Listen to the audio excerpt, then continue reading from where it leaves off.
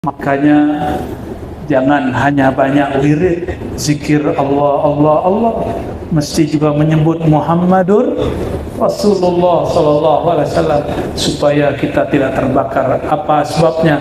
Iblis pun zikir Allah, Allah, tapi dia tidak mau baca Muhammad Habibullah, Muhammad Nurullah. Alhamdulillah hamdal hamidin, hamdal arifin, hamdal syakirin. Walhamdulillah thumma alhamdulillah, asyhadu an la ilaha illallah, asyhadu anna Muhammadan abduhu wa rasuluh. Allahumma salli ala sayyidina Muhammad, Allahumma salli ala sayyidina Muhammad, Allahumma salli wa sallim wa barik ala sayyidil wujud, sayyidil qawnain, sayyidina Muhammad wa ala alihi wa ashabihi wa li baitihi wa dhurriyyatihi ajma'in. Amma ba'du.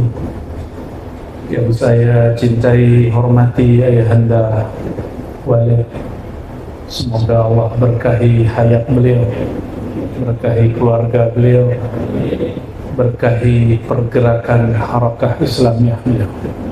Wabil khusus juga semua anak didik dan murid-murid ayahanda, semoga kita semua istiqamah di jalan Allah Subhanahu wa ta'ala. Nikmat paling besar, nikmat bersama Allah. Namun jika belum merasakan kebersamaan dengan Allah, maka nikmat terbesar bersama dengan orang yang bersama Allah. Maka atas rasa syukur ini kita katakan lakal hamdu ya Rabbana. Bagi Engkau ya Allah segala puji, segala puja yang telah mempertemukan kita, karena masyayikh kita berkalam dengan hadis Nabi sallallahu alaihi wasallam, al-arwah junudun mujannadah.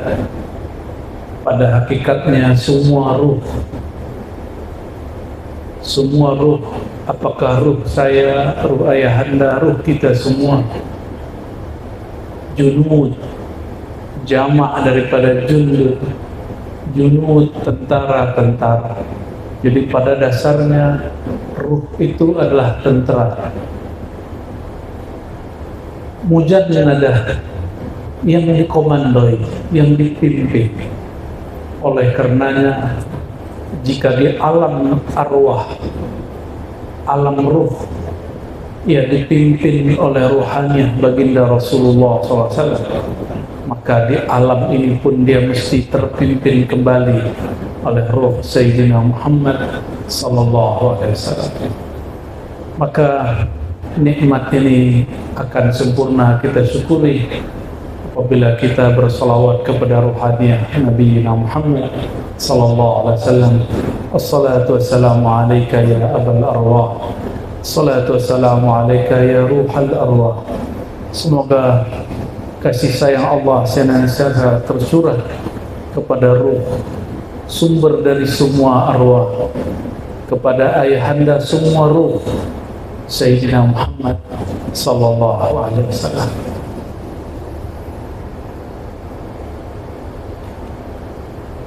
Apabila nanti hari kiamat Nabi Muhammad sallallahu alaihi wasallam mengatakan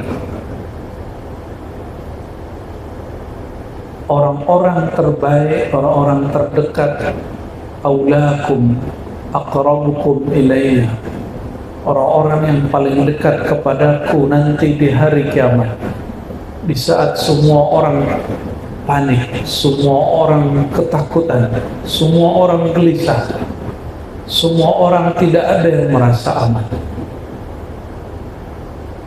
Siapakah yang paling dekat, paling aman? Aktsarukum sholatan alayya, orang yang paling banyak sholatan. Sholatan dapat diartikan sholat ataupun bersolawat. Namun kata sholat bagi ahli syariat diartikan dimulai daripada niat takbir, diakhiri dengan salam. Namun ahli thariqah mengartikan sholat bilangan sholat dan bilangan sholawat. Maka banyaklah ijazah-ijazah mursyid, habaib, para kiai, para tuan guru. Mereka mengijazahkan sholawat 313, sholawat 400 kali, sholawat 1000 kali, 70.000 kali. Itu secara ilmu thariqah. Masih ada angkanya, masih ada bilangannya, zikirnya masih berbilang. Maka bagi ahli thariqah, orang terdekat kepada baginda sallallahu alaihi wasallam, orang yang paling banyak bilangan zikirnya. Ternyata sahabat-sahabat pun melakukan itu. Sahabat-sahabat yang masih pada masa hayatnya, masa mudanya, beliau memberikan contoh berzikir dengan bilangan. Itulah Sayyidina Abu Sa'id Al-Khudri, Sayyidina Abu Hurairah. Sayyidina Abu Hurairah, saudara-saudariku, beliau tiadalah tidur kecuali ia berzikir 12.000. Begitu juga sahabat-sahabat yang lain. Namun lain lagi dengan sahabat yang ahlul haqiqah, seperti Sayyidina Abu Bakar, Sayyidina Umar, Sayyidina Uthman, Sayyidina Ali. Ketika Sayyidina Ali bertanya kepada Rasulullah SAW, "Ya Rasulullah, dullani ala aqrabit turuq ila Allah." Wahai baginda, tunjuk ajarlah aku jalan terdekat menuju Allah, jalan paling cepat, paling pendek menuju Allah Subhanahu wa ta'ala. Lalu baginda SAW mengatakan, "Wahai Ali, jalan terdekat kepada Allah adalah zikrullah." Bagi ahli tarekat diartikan zikrullah, zikir bilangan angka. Tapi bagi ahli haqiqah, zikrullah itu mengenal yang disebut, mengenal yang diingat. Lain dengan ahli ma'rifat, ianya memandang kepada yang punya nama, memandang kepada zat yang punya nama, kepada sifat yang punya nama, kepada perbuatan dan gerak yang punya nama. Lain jalan, lain yang dirasa, lain tingkatan, lainlah azwaq dan rezeki yang Allah beri. Malam ini mungkin kita sama-sama duduk, tapi saat bersalawat, rezeki, nikmat, zauq yang Allah berikan lain. Itulah kayanya Allah Subhanahu wa ta'ala. Maka saudara-saudariku, jika disebut dalam hadis Nabi tadi, orang yang paling dekat kepadaku, orang yang paling pertama kali aku selamatkan nanti di akhirat, aktsarukum salatan alayya, orang yang paling banyak salatan, yang paling banyak mengenal hakikat Sayyidina Muhammad sallallahu alaihi wasallam. Apabila kita belum jumpa seseorang, kita sebut-sebut namanya. Apabila jauh, kita panggil wahai Tuan. Tapi jika dia sudah dekat, kata wahai hilang, namanya pun tidak disebut, cukuplah memandang. Itulah mereka al-muqarrabun, orang-orang yang didekatkan, diundang, dijemput oleh Allah Subhanahu wa ta'ala. Oleh karenanya, siapa yang berkumpul di alam ruh pasti berkumpul di alam dunia. Alam syahadah kata orang dahulu, alamul muluk kata ahli haqiqah. Alam kita ini disebut dengan istilah seperti itu. Dalam bahasa kita disebut alam nyata, alam yang zahir. Seorang mursyid saya pernah bertanya, tapi pertanyaannya untuk mendidik kami. Ar-Razi, Allah itu zahir nak? Ya, tapi Allah juga batin. Bagaimana nak cara merasakan Allah yang zahir? Tadi saya lihat syair-syair ayahanda, ternyata sama dengan guru-guru saya. Ternyata jika orang sumbernya Nur Muhammad SAW, jawabannya pun sama. Namun mungkin bahasa dan istilah yang berbeza. Apa kata beliau? Razi, Engkau zahir, Allah zahir. Wujudmu ada, wujud Allah ada. Tapi jika engkau ingin merasakan zahirnya Allah, maka batinkan zahirmu, batinkan wujudmu, baru engkau merasakan Allah yang zahir. Sirnakan, tiadakan wujudmu, barulah engkau merasakan tajalli wujudnya Allah Subhanahu wa ta'ala. Apabila ada orang tidak merasakan Allah menyatakan dirinya di saat dia senang, Allah akan mengenalkan dirinya di saat susah. Betullah kalimat tadi, Allah wujud saat aku senang, Allah wujud saat aku susah.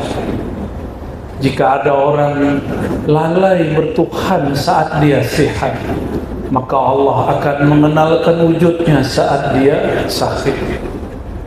Oleh karenanya, saudara-saudariku, hal kita hanya dua, imma zahir, imma batin. Ada kalanya zahir, ada kalanya batin.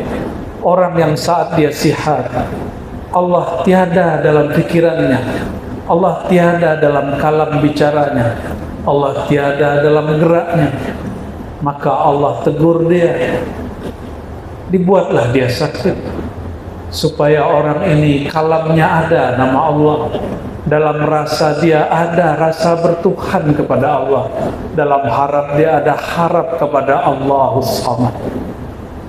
Oleh karenanya tiada yang buruk bagi seorang mukmin.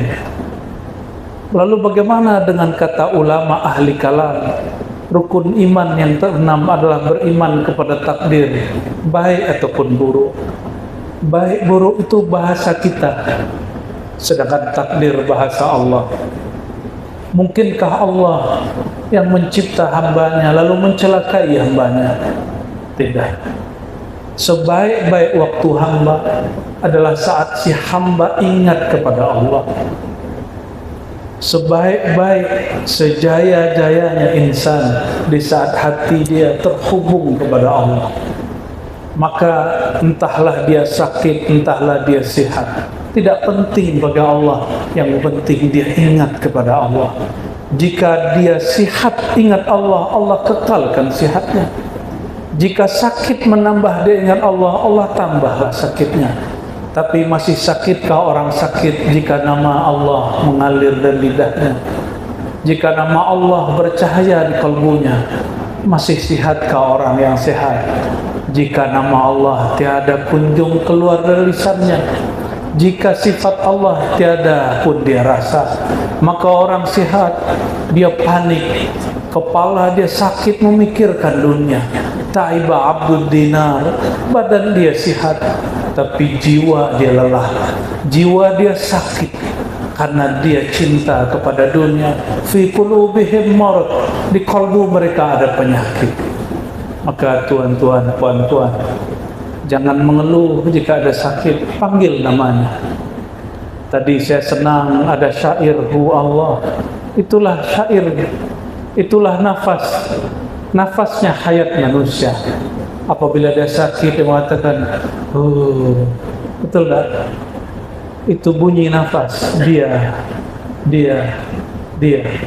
Siapa yang berkalam begitu? Para masyayikh kita dari masa ke masa, mursyid dari masa ke masa mentalkinkan zikirhu Allah. Tidak usah kemudian sakit kepala memikirkan dalilnya. Dalilnya sudah dihafal sedari kecil. Qul huwallahu ahad. Jika ada orang bertanya, kita tidak usah berdebat lagi dengan Wahabi. Cukup berdebat dengan diri sendiri. Kenapa kalbu ini susah mengingat ilahi? Hati keras kalau suka berdebat dengan orang, walaupun kita benar, tapi benar itu milik Allah Subhanahu wa ta'ala. Maka tuan-puan yang makan Allah, inilah asrar kenapa baca qul huwallahu ahad sama dengan sulutul Quran, sepertiga Quran.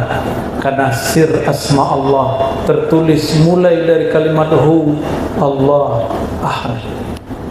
Itu sudah 3 dan mencakup semua nama Allah yang ada di Quran.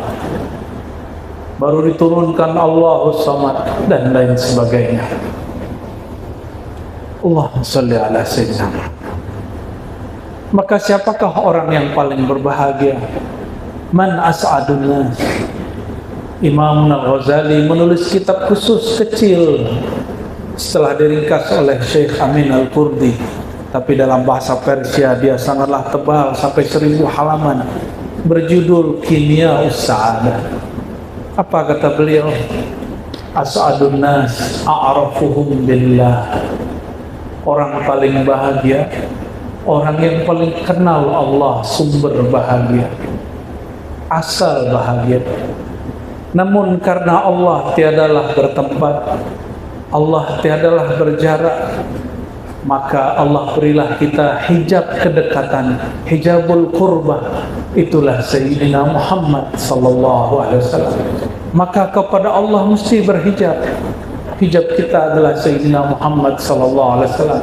Hijab nur namanya. Datanglah kepada Allah dengan hijab nur. Tapi tidak sedikit orang tersadarkan dengan hijab zulumat. Betapa banyak orang sadar saat dia maksiat, tidak sadar saat maksiat, dia sadar setelah maksiat. Dan tidak sedikit juga orang taat dia sombong. Tidak sedikit orang yang selawat merasa lebih suci daripada yang tidak selawat. Betapa banyak orang bertorikot merasa torikot dia lebih mulia dari torikot yang lain. Hijab nur. Tapi dalam nur itu hati-hati, ada kegelapan. Sebagaimana dalam kegelapan itu ada nur. Kecuali nur baginda Nabi Muhammad sallallahu alaihi wasallam. Hijabnya dengan Allah, fakana qaba qausaini aw adna. Hijabnya hanya seperti seakan 2 busur panah saja. Artinya antara baginda dan Maulana Allah Tabaraka Ta'ala pun masih berjarak hijab. Itu bukanlah jarak jisim, jarak tempat. Itu jarak dalam pengertian zauq. Jika dia tidak berjarak dengan Allah, maka Sayyidina Muhammad SAW akan disembah orang. Maka perlu dah dia dihijab. Satu kali munsyidah di kota Madinah bersyair, penasihat perempuan. Mungkin belum ada munsyidah perempuan. Di masa Rasulullah ada penasihat perempuan, munsyidah. Mereka bersyair, tetapi syairnya sudah mulai menzahirkan yang ayahanda sebut sisi ketuhanan dan kehambaan. Kehambaannya hilang, malah ketuhanan yang muncul. Apa kata mereka, para munsyidah di zaman Rasulullah SAW? Di Sahih Bukhari disebutkan, para perempuan itu mengatakan, Fina nabiyyun ya'lamu ma fil ghad. Bersama kami ada seorang nabi yang tahu masa depan. Kalam ini secara hakikat sahih, tapi secara adab ma'rifat baginda sallallahu alaihi wasallam melarang itu.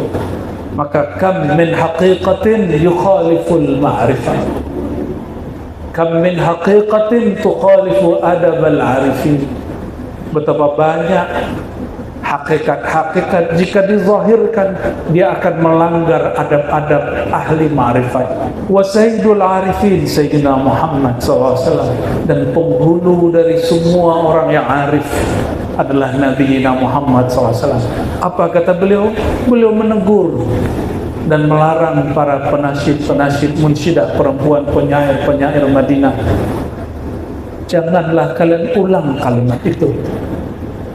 Walaupun hak, walaupun itu real, hakiki terjadi, tapi beliau punya adabul arifin. Inilah yang disebut adab kemakrifatan, adab Sayyidina Muhammad sallallahu alaihi wasallam. Inilah yang kemudian terlewati oleh Sayyidina Al-Hallaj. Sayyidina Al-Hallaj imam, la syak, alim kabir. Dia mengerti syariat, dia mengerti thariqah, dia mengerti hakikat. Namun dia karam dan terbakar dalam hakikatnya. Sehingga gurunya yang ahli adab, ahli ma'rifat, Sayyidina Junaid Al-Baghdadi mengatakan, Ya Hallaj, Ya Aba Mansur, la yaqta'uka illa dam. Yang dapat menghentikan engkau hanyalah hukum darah. hukum kematian. Kenapa?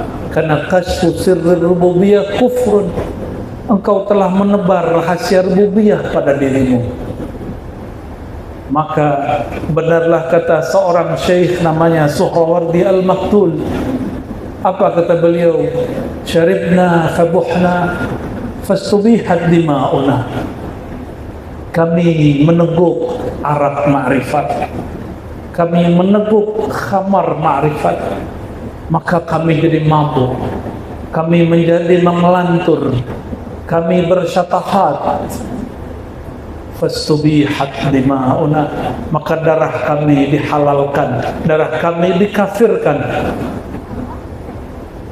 Tapi beliau mengatakan, ayuqtalul bawah. Apakah seorang pencinta yang mengekspresikan rasa cintanya, rasa rindunya kepada Tuhan, yuqtal, dia mesti dihukum mati? Maka cukuplah itu terjadi di masa lalu. Semoga tidak berulang di negeri kita. Cukuplah karya-karya Sidi Hamzah Fansuri dibakar. Cukuplah dulu di Banjar ada seorang syekh namanya Abdul Hamid Datuk Abulung, dia pun dihukum mati. Cukuplah Syekh Siti Jenar, dia dihukum mati. Kita mesti menjaga adab itu jika kita tidak sanggup menjelaskannya. Dan Al-Faqir hamba melihat ayahanda masih menjaga adab-adab itu. Semoga Allah menjaga darah beliau, menjaga hayat beliau. Umat masih membutuhkan beliau. Semoga Allah memberkahi hidup kita semua, memberkahi nur yang ada dalam diri, dan menambah nurnya menjadi nurun ala nur. Allahumma ja'alna nura. Ya Allah, karamkan kami, fanakan kami, dan bakakan kami dalam nur Engkau, nurun Nabiyyina Muhammad sallallahu alaihi wasallam. Al-Fatihah. Bismillah.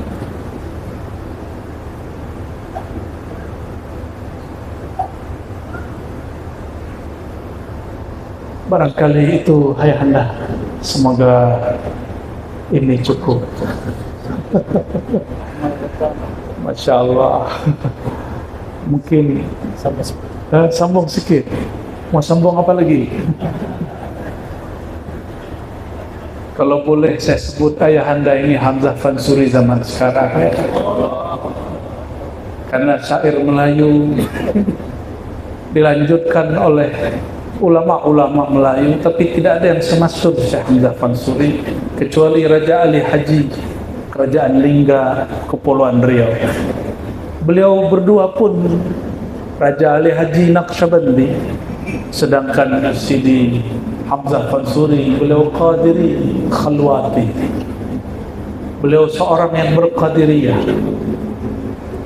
Dan beliau pun menulis buku yang hampir sama juga lah judulnya dengan buku ayahanda. Ya. Beliau punya buku Syurbul Muntahi, minuman untuk orang yang sudah sampai di ujung jalan. Orang yang sudah usul, hidangannya lain dengan orang yang belum usul. Sayyidina Hamzah Fansuri, karena dia mengibaratkan sesuatu yang orang di zamannya tidak faham. Bahkan itu setelah zaman dia, yang juga seorang mursyid Qadiriyah, Syekh Nuruddin Ar-Raniri, seorang mursyid ahli kalam bermazhab Syafi'i, akidahnya Asy'ariyah Maturidiyah, sama dengan Syekh Hamzah Fansuri. Tapi inilah sunnatullah.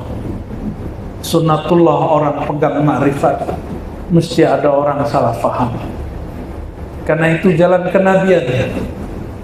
Kata Sayyidina Muhammad SAW di hadis Sahih Bukhari, Kitabatil Wahyi, di awal Sahih Bukhari, ketika Sayyidatuna Khadijah membawa Sayyidina Muhammad SAW kepada pamannya Sayyidina Waraqah bin Naufal, orang pertama dari ahli kitab yang beriman. Sayyidina Waraqah mengatakan, wahai Ananda, engkau nanti akan terusir, dan aku berkeinginan ingin menjadi pejuang yang akan menjagamu jika umurku panjang. Tapi apalah daya, rasanya hayat hendak terbang. Apa kata Sayyidina Muhammad SAW?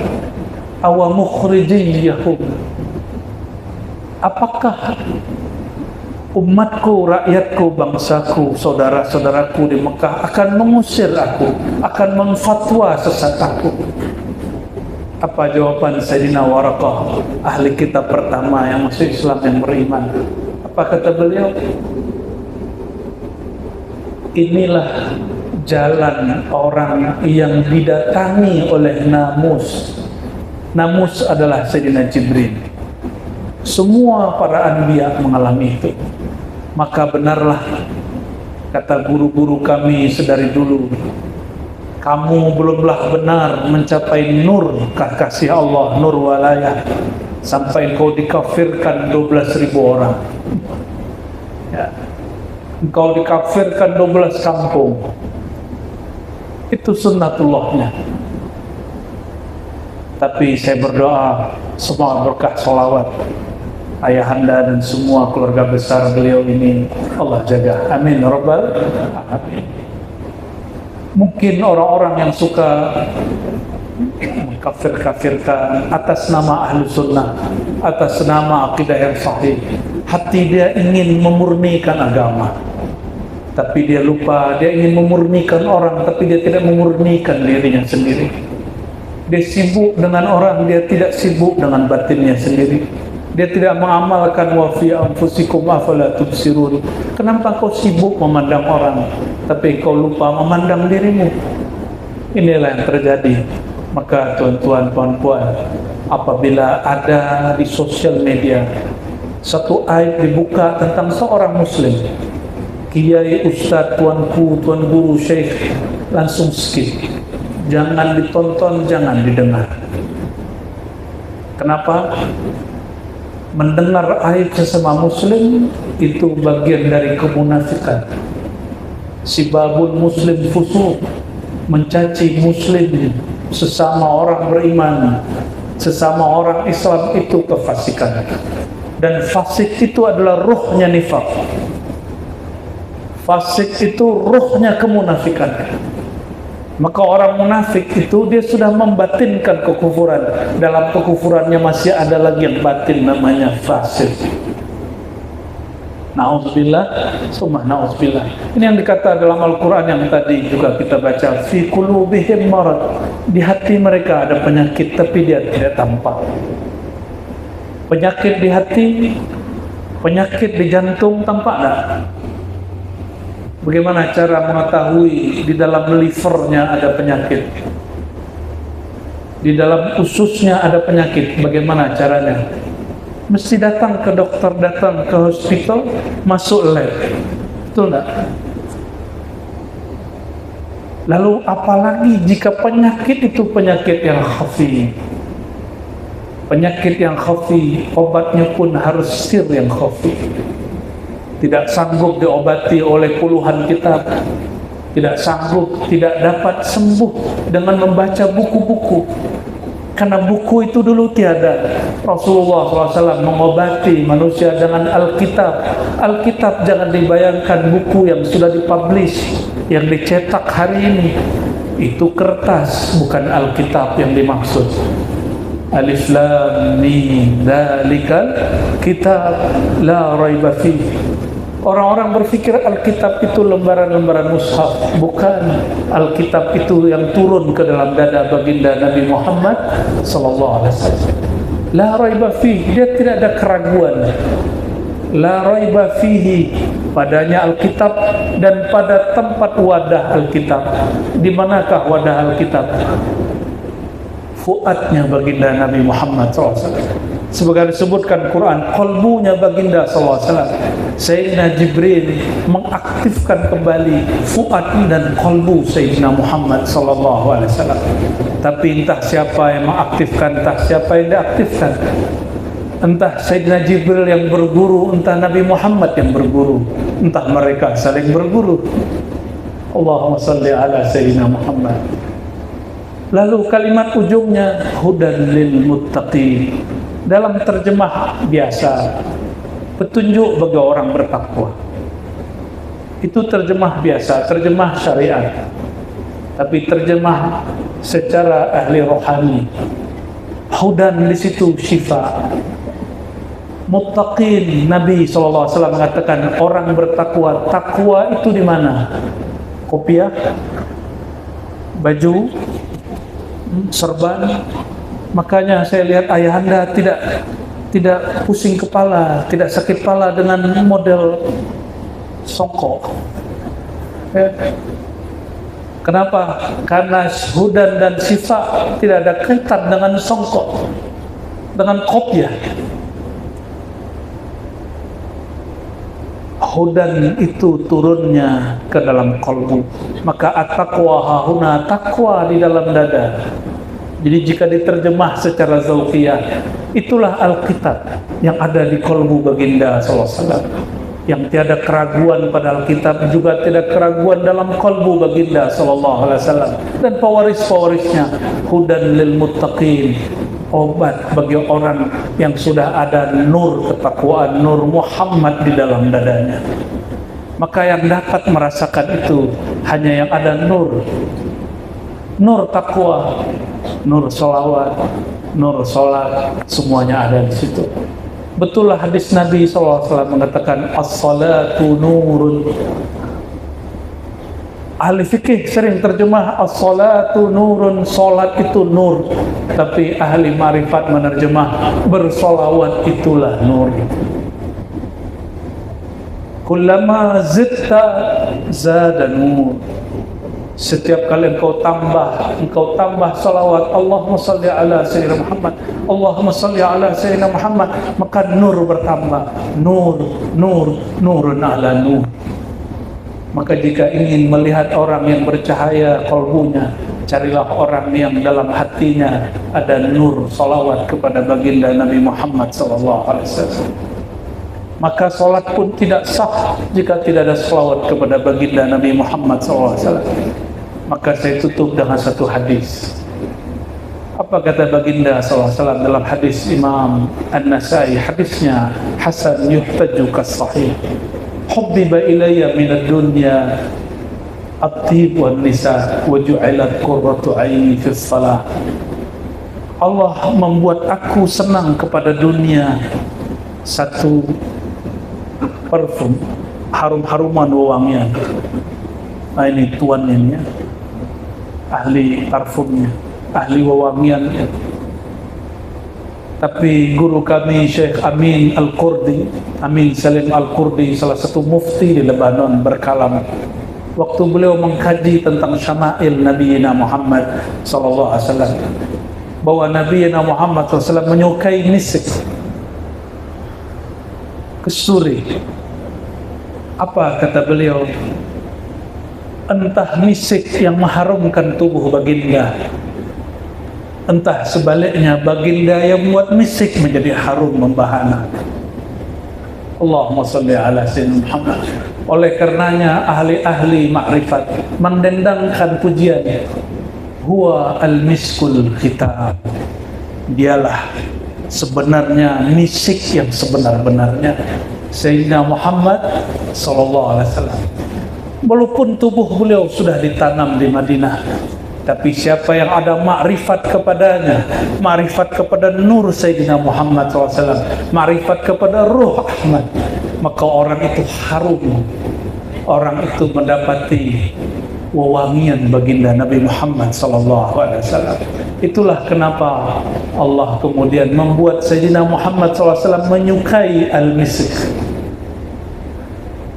Maka karena Rasulullah SAW suka kepada misik, kita pun suka kepada misik. Padahal al-misik al-haqiqi huwa, al-misik sejati adalah Sayyidina Muhammad sallallahu alaihi wasallam. Lalu beliau mengatakan an-nisa. Yang kedua yang Allah buat aku suka adalah lawan jenisku, pasanganku. Itu sebabnya para nabi semuanya menikah. Hatta Nabi Isa semuanya menikah. Ini yang masih bujang-bujang menikah. Itu dunianya Nabi Muhammad sallallahu alaihi wasallam. Kenapa? Orang mengira menikah menjauhkan diri dari Allah. Tidak. Menikah itu justru memandang jamalnya Allah Subhanahu wa taala yang disebut dalam syair Ayahanda. Jamalullah fi surati banati Hawa, sebagaimana jalalullah fi surati Adam, jalalnya Allah pada citra wajahnya Bani Adam. Maka pancaran tajalli dari jamal indahnya Allah ada pada perempuan. Namun keindahan itu penuh dengan ujian. Inna min azwajikum wa auladikum aduwwan lakum fahdharuhum. Sungguh anak dan pasanganmu akan menjadi musuh ujian bagimu, tapi tidak boleh berlaku kasar. Fa'fu wasfahu waghfiru, beri maaflah, sentuhlah, waghfiru, hapuslah masalah dia, jangan ungkit-ungkit kesalahan dia. Itulah kenapa Rasulullah SAW dibuat suka menikah, tidak membujang. Dan yang terakhir, meskipun beliau istrinya cantik-cantik, walaupun semua pewangiannya sangatlah harum, tapi pelipur laranya bukanlah misik, pelipur laranya bukanlah wanita atau bagi wanita laki-laki, bukan juga kendaraan. Imam yang menulis Syawahidul Haq, yang kumpulan Afdhalus Salawat, juga Yusuf Nabahani, mempunyai kitab khusus tentang manaqib Nabi Muhammad SAW. Apa kata beliau? Sayyidina Muhammad orang kaya, dia punya onta 20, kuda sekian belas, sangatlah kaya. Sama seperti orang ini punya kereta, dan keretanya pun bukan produk lokal, produk luar negeri. Allahumma sholli ala Sayyidina Muhammad, ya. Tapi bukan itu yang menghibur beliau. Pelipur laraku wa ju'ilat qurratu aini fis salat. Allah jadikan pelipur laraku di dalam, kata ahli syariat salat, tapi ahli ma'rifat mengatakan as-salawat. Itulah makna daripada salat. Jadi salat dalam bahasa Arab lafzun mushtarak, kalimat yang mengandung dua makna. Ialah salat, ialah salawat. Maka kita sebut salawat dalam bahasa Arab salati. As-salatu wassalamu alaika. As-salatu bukan salat aku, tapi salawat aku. Oleh karenanya, jika ingin, wahai tuan-puan semua, saudara-saudariku, ingin membuat bahagia baginda, aksirus salata alaih, perbanyak salawat kepadanya. Dan afdalus salawat, salawat yang paling afdal bukan angka, bukan bilangan. Salawat yang paling utama, salawat orang yang mengenal siapa yang dia salawati, yang merasakan hadir balasan dari zat yang dia salawati. Semoga salawat kita diizinkan untuk dibalas, diizinkan untuk dilimpahkan kembali kepada kita. Amin ya rabbal alamin. Maka tiadalah salah jika thariqah ammah yang dibagi ayahanda, thariqah salawat Jibril, itulah thariqah paling mudah yang menyenangkan hati baginda Nabi Muhammad SAW. Beliau tak butuh salawat kita, kita yang memerlukan limpahan rahmat dari salawat beliau. Maka beliau senang apabila kita senang. Inilah makna dari kalam beliau, ummati. Ya, di Jogja, di Jawa, di Sumatera ada satu kelompok salah faham tentang hadis ummati. Apa kata mereka? Nabi Muhammad itu wafatnya tidak sempurna, karena dia wafat tidak baca la ilaha illallah, yang dibaca ummati. Pernah dengar tak? Baru dengar? Alhamdulillah. Orang ini salah faham. Kata dia, dulu Nabi Muhammad berkalam tapi dia tidak konsisten. Man kana akhiru kalamihi la ilaha illallah dakhalal jannah. Siapa akhir kalam dia la ilah pasti masuk surga. Tapi ia sendiri matinya membaca ummati, bukan baca la ilaha illallah. Orang ini tidak faham kajian ma'rifatullah. Orang ini terbakar hakikat. terbakar zikir ismuzat, kurang bersolawat. Makanya jangan hanya banyak wirid zikir Allah, Allah, Allah, mesti juga menyebut Muhammadur Rasulullah sallallahu alaihi wasallam supaya kita tidak terbakar. Apa sebabnya? Iblis pun zikir Allah, Allah, tapi dia tidak mau baca Muhammad Habibullah, Muhammad Nurullah. Maka jika jumpa yang mengaku mursyid, mengaku wali, mengaku malaikat dalam perjalanan zikir, bacalah Muhammad Rasulullah. Jika ia tidak baca, dia syaitan. Bacalah Muhammad Nurullah. Jika ia tak baca, itu syaitan. Jika dia tidak mengajarkan Nur Muhammad, mengenal kepada Sayyidina Muhammad SAW, itulah yang disebut khayali syaitani, khayal yang bersumber daripada syaitan. Oleh karenanya, saudara-saudariku, tuan-puan yang makan Allah, meskipun ada perbezaan dalam pergerakan thariqah dengan siapapun, jangan pandang itu, pandanglah bahwa niat kita hanya ingin menyenangkan hati baginda Nabi Muhammad sallallahu alaihi wasallam. Assalatu wassalamu alaika ya sayyidana ya habibana ya Rasulullah. Semoga salawat ini sampai juga kepada engkau wahai ruhaniah baginda. Lihatlah kami ya wahai baginda. Dan katanya uridat alayya a'malu ummati, engkau mengatakan semua amal umatku telah diperlihatkan kepadaku. Wahai baginda Rasulullah, wahai ayahanda rohani kami, saksikanlah kami bersalawat kepada engkau. Assalatu wassalamu alaika ya sayyidana ya habibana ya aba arwahina ya Rasulullah. Allahumma salli ala sayyidina Muhammad wa ala ali sayyidina Muhammad. Saya rasa cukup ayanda ya. Semoga Allah ridha kepada kita. Ilahi anta maqsudi wa ridhaka matlubi. Assalamualaikum warahmatullahi wabarakatuh.